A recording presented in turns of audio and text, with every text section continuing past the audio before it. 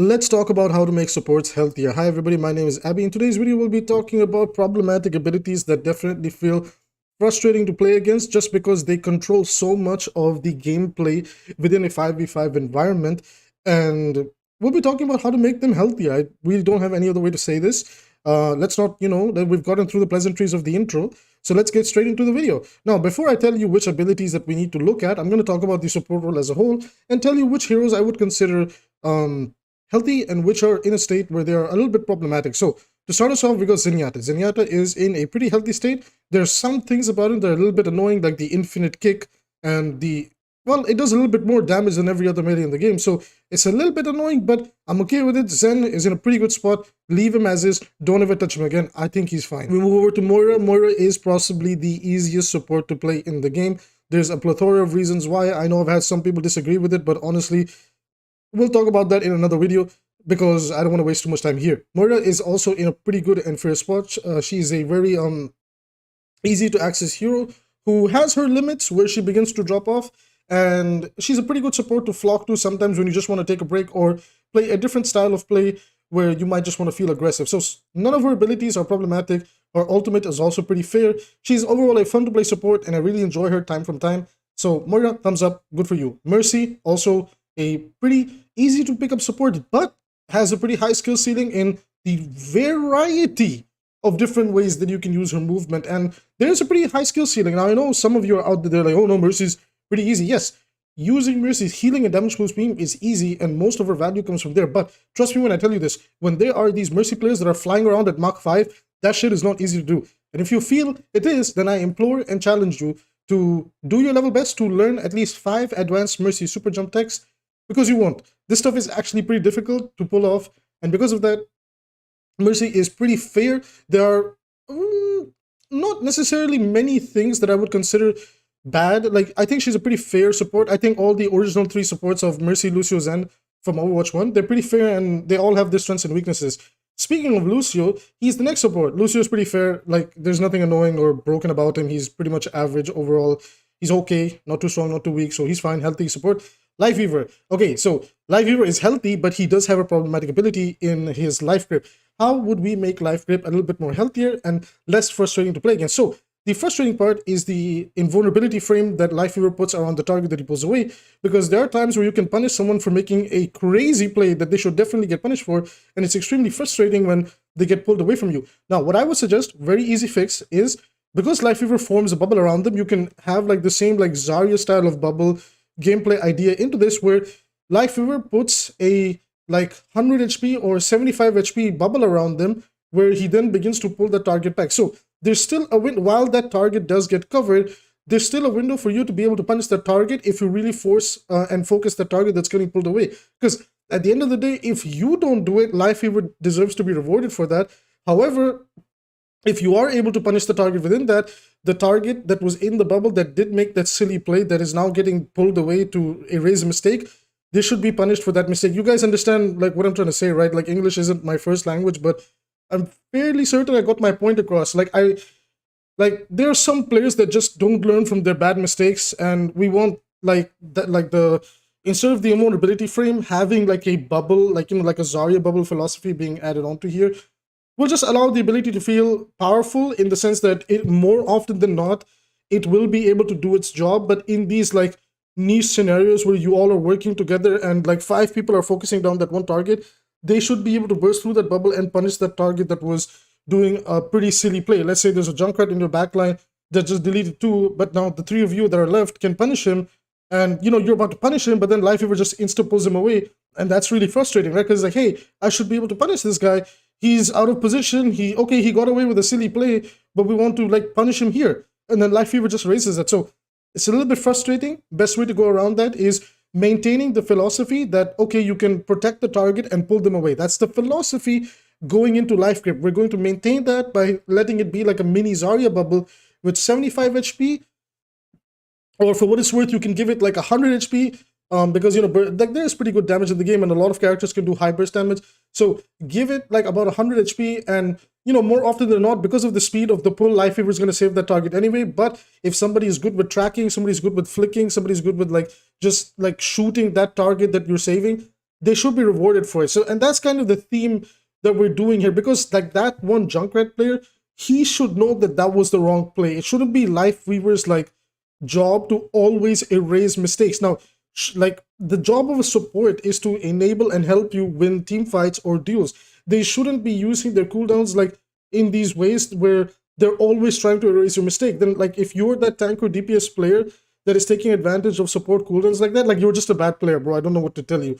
You know, like you don't know what is a good play or a bad play. Yeah, you can get away with some silly flanks. I'm not saying you shouldn't, but in order to maintain a healthiness in abilities and how they function, I think that would be the best approach for Lifeweaver. Now, moving on to Kiriko. 1 second, I need to sip my coffee.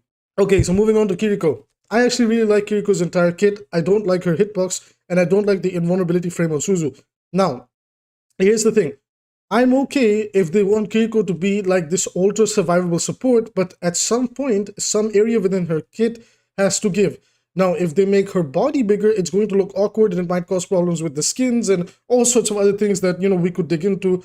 But I would say the one area to create a weakness would finally be to remove the invulnerability frame of Suzu. Trust me when I tell you this, the invulnerability frame of Suzu can turn team fights around so easily, or even a duel around so easily, because of how powerful and oppressive it can be. In the hands of the right players, and especially anybody in Diamond and above, those type of support players with Kiriko know just like how to make full use of the Suzu, and my goodness is that thing hella oppressive. But it's not the actual cleanse, it's not even the burst healing that's oppressive, it's the invulnerability frame that we don't like. We don't like invulnerabilities in first-person shooters, because at the end of the day, it's a shooter, it wants to be a competitive shooter, so we want like the overall like competitive ecosystem and in the way that the game interacts with one another to feel healthier, right? So I would say the one weakness that Kiriko can have while maintaining like survivability and being able to climb walls, having the skinniest hitbox in the game, teleporting through walls, blah, blah, blah, whatever, is you remove the invulnerability frame from Suzu. The cleanse is still maintained, and you just increase the burst healing on the thing a little bit, and you can reduce the cooldown a little bit more so Kiriko can use it more for different purposes instead of just always using it to cleanse or, you know, for to turn a duel around, which is a little bit silly. She should be able to use it for comboing like high burst heals to save a target and playing into the fact that she's a support hero first and a quote-unquote DPS hero second. You'll still be able to play aggressive on Kiriko because she still has strength in the fact that she can flank, she has a tiny hitbox, she has like numerous ways to, you know, escape. So you still maintain all that like hero fantasy by making the hero just a little bit more fair. And for what it's worth, I really like Kiriko. I really enjoy playing her. So I already have like almost 450 hours on her. Soon I'll hit 500 hours on her. So really love Kiriko. But I do think, and I have personally experienced a lot of times where that invulnerability frame that I've used on myself to turn a duel around is a little bit silly and unfair. Illari is pretty fine. I might do a different video on her on its own to talk about her problems and what I would do to make her a lot more fair and fun, because Illari has a special place in my heart. She's very cool. She's very fun to play. And I really just want to give her her own individual video. Maybe tomorrow or the day after, we will see. Brigitte is also pretty fair. Nothing overly problematic on her. She's pretty fine. In 5v5, she's actually pretty good. In 6v6, the conversation would be different. But in 5v5, I like her. She actually requires a lot of skill, good positioning, and yada, yada, yada, all sorts of other things to actually execute her pretty well. So Brigitte, thumbs up. Love you, girl. You do you. And bash people's heads in. Now we come down to the two most problematic supports that everybody's been waiting for. Ana and Baptiste. Oh my god, here we go. We're going to save Bap for the end, and I'll talk about Ana first. I have over 1,000 hours, and soon enough, I will be 2,000 hours on Ana. I love Ana, and I say this in a 5v5 environment. Without doubt, the anti-nade is a little bit oppressive. However, I understand that it's a necessary evil to counter up against like burst healing within the game or to shut down healing altogether.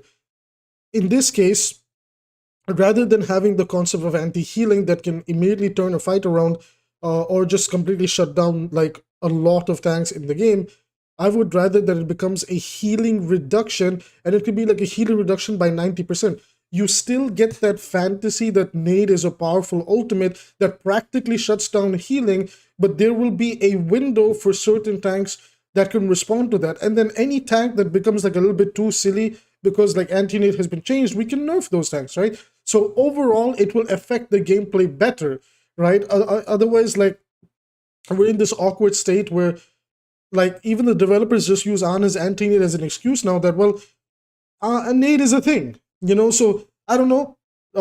For now, from a simplified approach, I would change it to a 90% heal reduction or 85 or 80% heal reduction, and kind of go from there, and then rebalance some things within the game, allowing tanks to, because the major interaction and breakpoints and all that good stuff, it's with the tanks. It's never against, like, DPS don't really care about it, because if you ever get hit by that thing, you're dueling Ana, so more often than not, you expect a good Ana to hit it on you.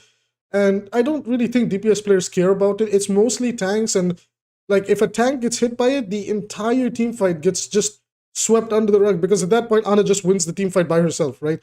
So it's not necessarily a team fight. It's more like Ana 1v5ing and shifting the game around, and she becomes the grand puppeteer that bullies those, you know, Mauga, Roadhog, Ramatra when he's in Nemesis form, Doomfist, and the list goes on.